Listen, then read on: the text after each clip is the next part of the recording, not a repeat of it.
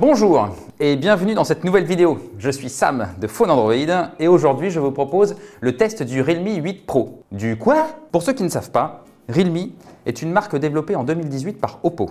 Vous savez, Oppo, numéro 4 mondial du smartphone, Find X3 Pro par exemple que nous avons testé il n'y a pas très longtemps. Voilà, Realme est une marque issue d'Oppo. Elle a été créée pour contrer Redmi et Xiaomi sur le marché indien. Depuis 2018, les choses ont évolué. Realme est devenue une belle marque, est devenue indépendante commercialement et au niveau marketing. Redmi s'est vaillamment défendue en Inde. Elle s'est même un peu exportée au-delà de l'Inde puisqu'elle est arrivée en Russie, en Chine, en Asie du Sud-Est et même en Europe. Revendiquant 70 millions d'utilisateurs dans le monde, la marque Realme est devenue numéro 7 au premier trimestre 2021 sur le marché européen. La marque est arrivée en France officiellement en février 2020. Cela fait donc maintenant un an qu'elle est dans notre marché. La marque ambitionne d'être numéro 5 sur le marché tricolore, quand même. Son arme pour convaincre les consommateurs d'adopter un Realme sera le Realme 8 Pro. Le Realme 8 Pro est un smartphone au positionnement prix très agressif. Une agressivité d'ailleurs que vous retrouvez chez d'autres marques comme Redmi de chez Xiaomi. Le Redmi Note 10 Pro que vous retrouverez très bientôt en test sur notre site, et ben celui-là, il est presque équivalent. Nous allons parler performance, nous allons parler autonomie et recharge, nous allons parler écran, nous allons parler interface, nous allons parler photo, un beau programme avec de bonnes surprises, avec de belles surprises même. Allez, c'est parti!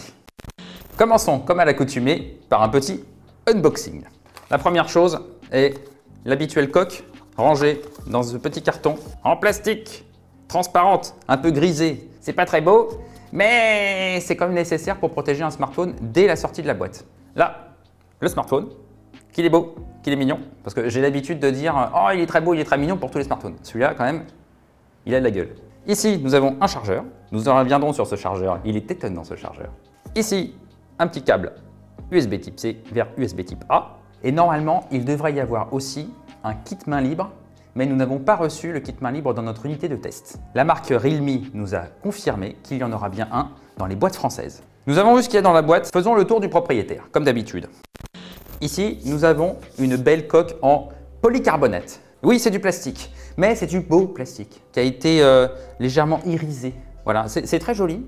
Ça a vraiment de la gueule. Avec ce petit dégradé de couleur de bleu vers le vert un peu gris. Et en plus, parce qu'il y a deux plus, ça ne retient pas les traces de doigts. Ah, ça c'est génial. Ça c'est génial, vraiment. Ici, on voit le logo de la marque et ici, on voit le slogan de la marque. C'est un petit peu Mathieu vu, je trouve, hein, mais bon, pourquoi pas? Why not? Ici, nous avons un gros module photo sur lequel nous reviendrons bien sûr dans la partie photo de ce test. Il est quand même assez volumineux et puis il est en petit escalier.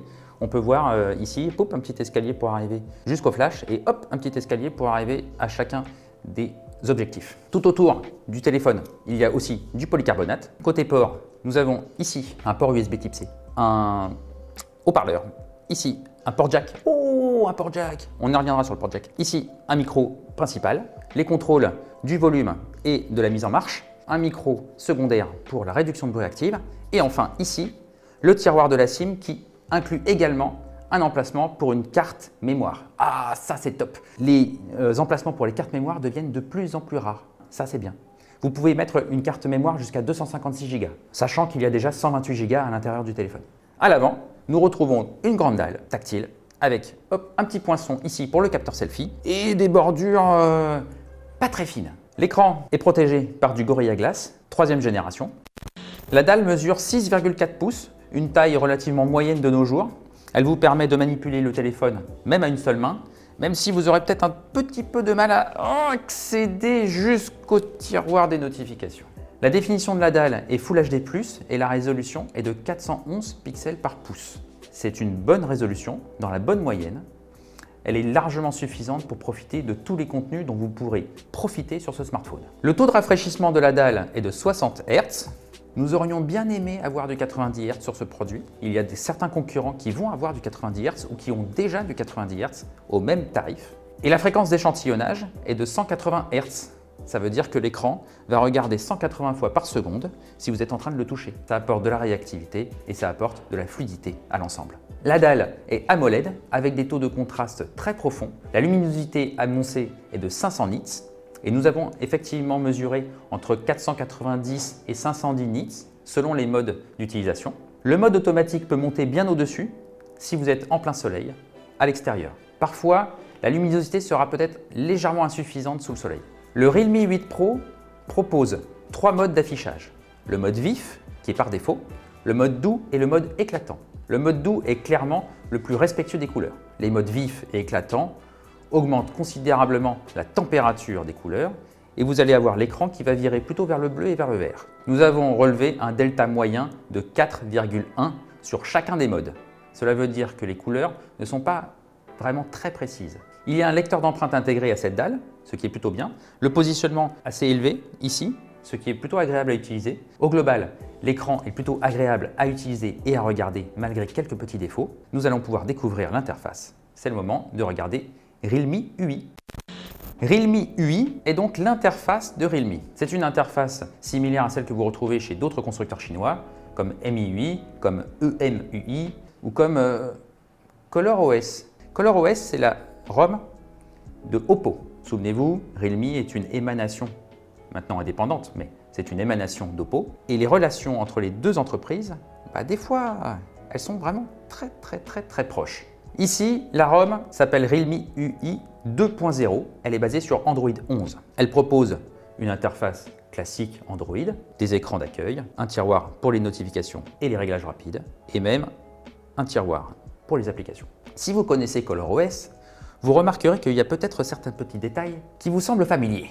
Je vous ai ramené, qu'il est mignon, le Find X3 Pro de chez Oppo.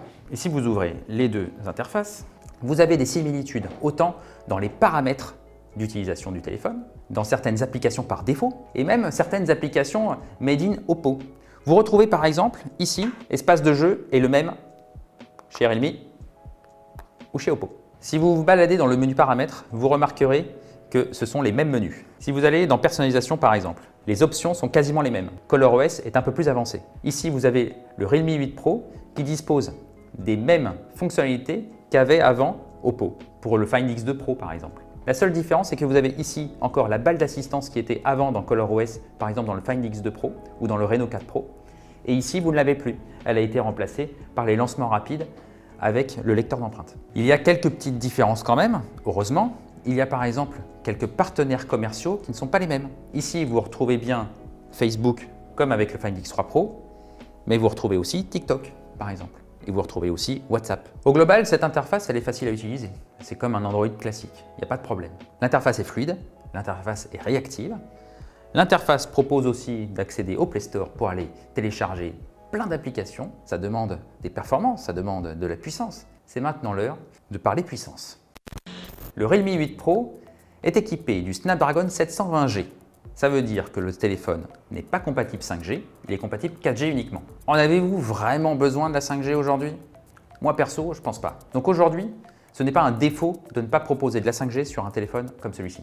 Il est équipé également de 8 Go de RAM et donc d'une dalle Full HD 60 Hz. Ce sont tous les éléments qui sont nécessaires pour calculer vraiment quelles sont les performances du téléphone. Que nous disent les benchmarks? D'abord, ils nous disent que le Snapdragon 720G avec 8 Go de RAM, c'est plutôt pas mal. Ça s'approche même parfois des performances du Snapdragon 765G que tous les constructeurs utilisent dans les smartphones abordables 5G. Le benchmark 3D Mark Wildlife Stress Test nous apprend également deux autres informations importantes. C'est que le Realme 8 Pro est très stable quand il est sollicité. Ça veut dire que vous avez des performances qui ne chutent pas après un certain temps d'utilisation. La deuxième information importante, c'est que le Realme 8 Pro ne chauffe pas. Il atteint rarement les 30 degrés et ne les dépasse quasiment jamais.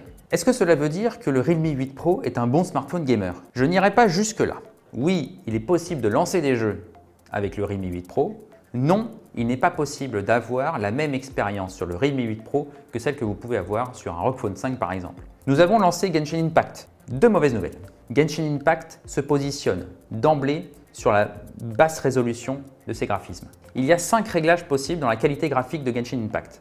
Il y a très bas, bas, moyen, haut et très haut. Lui, il se positionne sur bas directement. Avec ce réglage, le jeu reste relativement fluide, avec peu de saccades et peu de ralentissement. La deuxième mauvaise nouvelle, c'est que nous avons essayé de tester Genshin Impact avec les graphismes très élevés. Là, nous avons beaucoup plus de saccades. Là, nous avons beaucoup plus de ralentissement. C'est dommage parce que finalement, on aurait bien aimé avoir une belle expérience. Mais ce n'est pas grave, parce que ce téléphone-là n'est pas fait pour ça. C'est pareil d'ailleurs avec les émulateurs, qui sont très gourmands. Citra et Dolphin, que nous aimons bien. Ah, ils ne tournent pas très bien sur ce téléphone, autant l'avouer.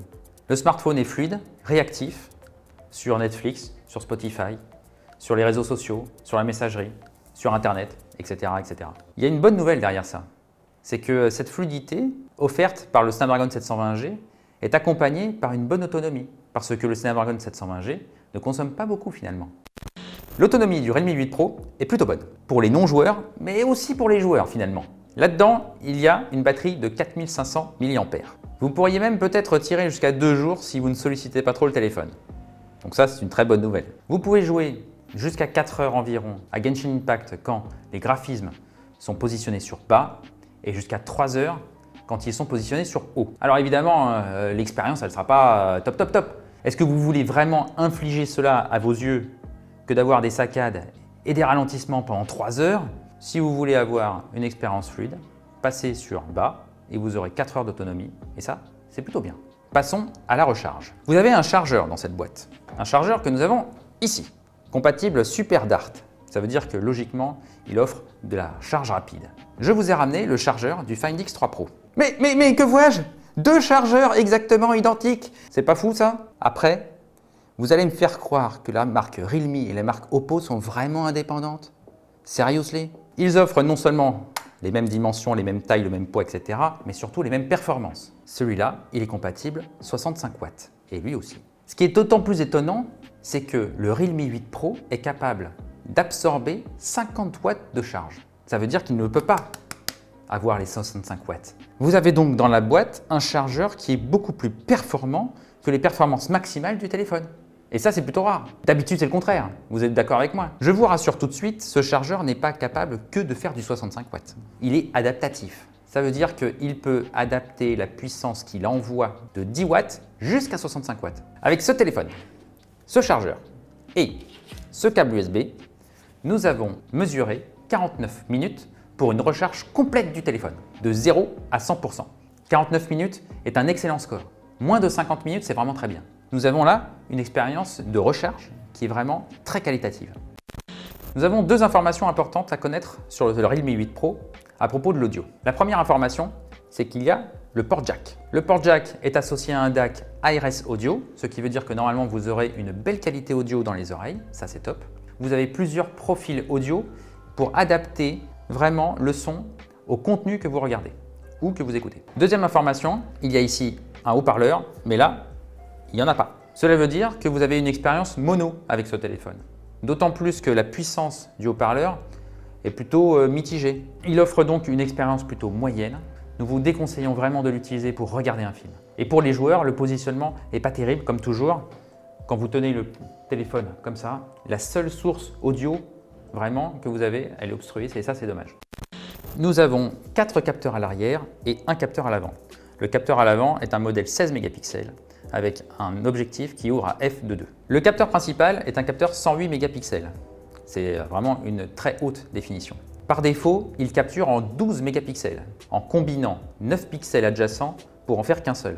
Et ça apporte de la luminosité. Le deuxième capteur est un capteur 8 mégapixels avec objectif grand angle 119 degrés qui ouvre à f2.2. Les 2 derniers capteurs sont des modèles 2 mégapixels. Il y en a un pour la macro et un autre pour aider le mode portrait. Ils sont tous les deux associés à des objectifs ouvrant à f2.4. Dans ce téléphone, vous retrouvez exactement la même configuration que dans le Realme 7 Pro qui est sorti il y a 6 mois. Il n'y a pas de stabilisateur optique et il n'y a pas de zoom optique. Le capteur 108 mégapixels est votre meilleur allié avec ce téléphone. C'est lui qui prend les photos de jour, c'est lui qui prend les photos de nuit, c'est lui qui s'occupe du mode portrait, c'est lui aussi qui s'occupe des zooms parce qu'il n'y a pas de zoom optique. Il fait de beaux clichés, contrastés, avec beaucoup de piqués, avec de belles couleurs, avec une belle luminosité. Attention au mode scène AI qui est ici. Quand il est activé, il a tendance à accentuer vraiment le contraste des couleurs et même parfois à dénaturer les couleurs. Il n'y a pas de zoom optique dans ce téléphone, mais en revanche, Realme annonce que ce téléphone est capable de faire du zoom 3 fois avec une même qualité qu'avec un zoom optique 3 fois. Alors évidemment, on a testé, parce que nous, on préfère quand même avoir un zoom optique avec un objectif un peu plus lumineux. Mais c'est vrai que le 108 mégapixels ici est tellement lumineux qu'il apporte vraiment beaucoup d'informations, même quand vous zoomez. Et ça, c'est très intéressant. Officiellement, il y arrive parce qu'il prend 8 photos simultanément. Tac, tac, tac, tac, tac, tac, tac, tac, tac, tac. Et il les combine. Et c'est là où on reparle aussi un peu de l'absence de stabilisateur optique. Parce que ce 108 mégapixels méritait vraiment d'avoir un stabilisateur optique. Parce que plus vous zoomez et plus les mouvements parasites vont être importants. Cette absence de stabilisateur optique, nous l'avons également perçu en mode nuit. Un stabilisateur numérique avec le gyroscope ne peut pas compenser ça. Parlons quelques instants des 2 autres capteurs importants. Le capteur grand angle propose aussi des photos colorées, des photos avec du contraste, avec un peu de lumière aussi. Moins de lumière qu'avec le 108 mégapixels. Et ça, c'est vraiment dommage, surtout avec le mode nuit qui justement a besoin de lumière. Vous aurez parfois des halos très bizarres avec le grand angle en mode nuit. Le capteur macro, il ne sert pas à grand chose ici. Il fait des belles photos, certes. On peut s'approcher vraiment de près. 4 cm, c'est pas mal. Puis finalement, est-ce que vous allez vraiment vous approcher vraiment? Je ne sais pas. Moi personnellement, j'aurais préféré associer le mode macro avec le capteur ultra grand angle et puis remplacer ce capteur macro par autre chose. Enfin, le capteur selfie, 16 mégapixels, il offre lui aussi de beaux clichés. Il est compatible mode nuit et mode portrait évidemment. Attention au détourage du mode portrait parce que des fois il est un peu brouillon. Et aussi attention à la luminosité parce que des fois on a des surexpositions avec le capteur selfie. Notez aussi la présence dans le Realme 8 Pro de plusieurs modes rigolos pour la photo. Tous ces modes sont des gadgets mais c'est marrant. Au final l'expérience photo est donc positive mais aussi un petit peu quelques regrets, notamment celui du stabilisateur optique. Quel est notre avis global sur ce téléphone? Nous en avons 2. Le premier, il est vraiment sur l'expérience offerte par le Realme 8 Pro. Une expérience qui est très positive. Nous avons vu qu'il y a une plateforme qui est relativement performante, stable et qui ne chauffe pas. Un capteur photo 108 mégapixels qui offre de beaux clichés. Nous avons vu aussi ce design léché, scintillant, brillant, mais qui ne garde pas les traces de doigts. Tout ça participe vraiment à une expérience qui est globalement bonne. Il n'y a pas que du positif, bien entendu. Il y a les autres capteurs photo qui ne servent pas à grand chose, l'absence de stabilisateur optique. Il y a l'écran qui est un peu moyen au niveau de la reproduction des couleurs. Notre deuxième avis, il tient compte du prix. Ce téléphone est vendu 299 € avec 8 Go de RAM et 128 Go de stockage. C'est un détail très important parce que finalement, face aux autres téléphones vendus à 299 €, l'expérience est meilleure que certains d'entre eux. Bien sûr, il va se faire rattraper par Redmi par exemple ou par Poco. Expérience positive pour ce téléphone. Voilà donc qui conclut ce test du Realme 8 Pro. Si vous avez des questions, n'hésitez pas à les poster en commentaire. Si vous avez aimé cette vidéo, n'hésitez pas à mettre un petit pouce bleu, à vous abonner à notre chaîne et à activer les notifications pour ne rater aucun autre rendez-vous. Pour ma part, je vous retrouve très bientôt sur la chaîne Phone Android. D'ici là, portez-vous bien. Ciao!